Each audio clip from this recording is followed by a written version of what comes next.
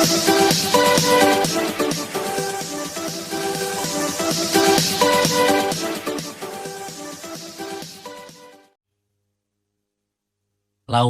01 dan 03 itu bukan 02, tapi adalah negara. Jadi ini yang menjadi persoalan sejak awal, sehingga menyebabkan lapangan ini menjadi tidak datar. Sejak awal, kalau tadi kita melihat ya, terakhir misalnya tiba-tiba kabinet membahas tentang bagaimana program makan siang gratis untuk 2025 nanti. Ini seakan-akan Pilpres ini sudah selesai, bahwa negara sudah tahu siapa pemenangnya, padahal KPU belum mengumumkan itu. Dan kalau kita ambil ke belakang, ya, apa yang dilakukan, ya kita melihat ya, saya selalu mengatakan kenapa sih isu hak angket ini muncul sebelum KPU memutuskan. Maka ada 3 hal, saya kira saya ingin mempertajam tadi yang disampaikan dan kemudian memberikan beberapa klarifikasi terhadap Bang Maman. Yang pertama adalah sejak awal, kenapa saya katakan bahwa lapangan menjadi tidak datar sehingga ada miring, sehingga kalau lapangan itu miring, kami ini yang di 01 untuk bisa menggolkan itu lebih berat. Untuk bisa menggolkan 1-0 itu lebih berat dibandingkan, mohon maaf, misalnya 02 karena lapangannya lebih menguntungkan yang bersangkutan, karena di situ ada upaya negara untuk mengintervensi, untuk memberikan dukungan, maka mudah bola itu menggelinding dan bisa masuk ke 01 dan 03. Apa contohnya? Menurut saya intervensi negara di situ yang selalu Mas Ep katakan bahwa ini harus lawan Pak Jokowi. Tolong yang Anda maksud negara itu apa? Ya, saya akan jelaskan. Lebih konkret aja. Baik. So kalau negara termasuk Anda juga, Anda kan DPR. Oke. Baik. Jadi saya harus katakan bahwa ini ada intervensi dari kepala negara, kepala pemerintahan kita. Ya, sejak awal misalnya saya katakan bagaimana MK bisa memutuskan satu keputusan yang kemudian menggolkan seorang anak presiden dan diberikan privilege secara khusus dengan merubah undang-undang. Dan kemudian MK-nya, kepala MK-nya diberhentikan oleh keputusan MK-MK. Dan setelah itu diperkuat oleh DKPP. DKPP mengatakan bahwa pelanggaran terhadap KPU. Bisa dibayangkan, untuk 1 orang ini saja, MK-nya melakukan pelanggaran, ketua MK-nya, kemudian KPU-nya, ketua dan anggotanya melakukan pelanggaran etik. Jadi saya katakan intervensi ini terlalu terang benderang. Karena bukan orang sembarangan yang menjadi calon ini. Maka saya katakan sejak awal, pertama adalah bagaimana politisasi hukum. Ketika kita melawan kepala negara, kepala pemerintahan, maka tidak hanya itu saja. Maka saya katakan, coba kita lihat bagaimana suara itu didapatkan. Kita entah siapa yang menang, tetapi kita melihat bansos yang sangat luar biasa menjelang pemilu. Saya akan jawab. Ada yang mengatakan bahwa ini adalah El Nino. Saya pelajari ini El Nino. El Nino itu kalau dibandingkan dengan 2023, 2024 saat ini, maka harus saya katakan lebih panjang, lebih panas kondisinya ketika 2015 lalu.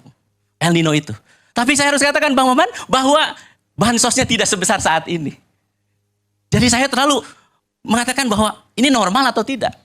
Ketika mohon maaf teman-teman 02, negara selalu mengatakan ini karena El Nino dan sebagainya. Maka saya membandingkan data, saya tanya teman di BMKG, saya tanya teman di Badan Anggaran, apakah ini wajar atau tidak? Itu data yang menarik, yaitu survei LSI, tanggal 19 sampai 21 Februari. 69% penerima bansos mencoblos Prabowo Gibran. Nyaris 70%.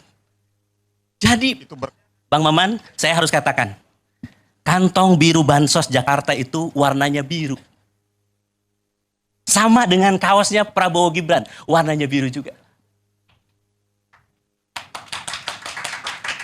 Dan saya menemukan data dan fakta dan bahwa pembagian bansos juga ada kaosnya juga, ada stikernya juga. Dan yang membagikan adalah aparat.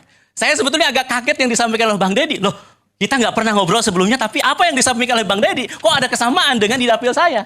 Di Jabar 7. Pengerahan aparat, kemudian mobilisasi, dan penggunaan dana bansos untuk kepentingan salah satu calon. Jadi saya katakan ini wajar kalau surveinya bisa seperti ini. Bukan karena tiba-tiba orang memilih, oh ini karena mungkin program bansosnya menggelontor, kemudian kami menentang bansos, kemudian yang menerima bansos simpati dengan 02. Enggak, karena memang ada by design. Yang kita lihat, yang kita duga yang itu dilakukan. Itu sebagian ada amplopnya juga tuh, bukan cuma... Betul, saya kaget juga 300.000 kok. Loh nilainya kok sama dengan di dapil saya. Terus cara-caranya memanggil aparat juga kenapa sama? Inilah yang kita saat ini bangun komunikasi. Bahwa ada kesamaan-kesamaan itu di luar dari praktek-praktek yang mungkin, saya mohon harus katakan ya. Nggak bisa dibantah kok ini. Ketika kasus MK, ada delegitimasi terhadap MK. Kemudian Bawaslu juga Sebelum MK demikian. tadi ya, penyaluran bansos itu melalui kementerian apa? Nah ini yang jadi persoalan. Saya harus katakan, Mensos Risma tak dilibatkan dalam pembahasan bansos. Itu Prof. Yusril, saya sudah menyiapkan jawaban-jawaban dari 02. Karena saya diskusi tentang ini itu sudah panjang. Di berbagai TV. Termasuk juga semua penyelenggaranya itu saya sudah tahu saya jawabannya. tambahin sedikit.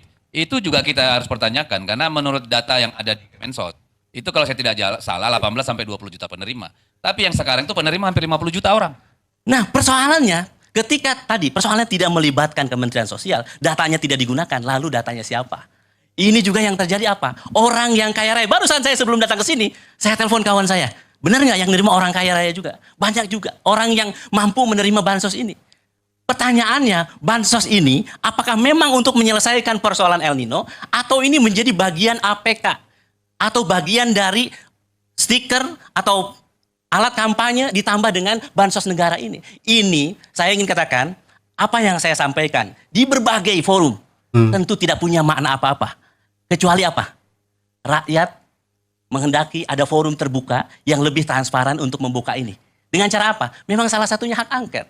Karena dengan hak itu maka rakyat bisa tahu jawaban-jawaban, kekhawatiran itu. Benar nggak bansos ini dipolitisasi? Benar nggak aparat ini dimobilisasi untuk memilih 02? Benar tidak? Saat ini ketika KPU membiarkan cawapresnya menjadi Gibran tanpa ada PKPU, bisa dibenarkan atau tidak? Jadi sebetulnya banyak pertanyaan-pertanyaan publik yang saat ini ditanyakan dan seharusnya memang ini bisa dijawab.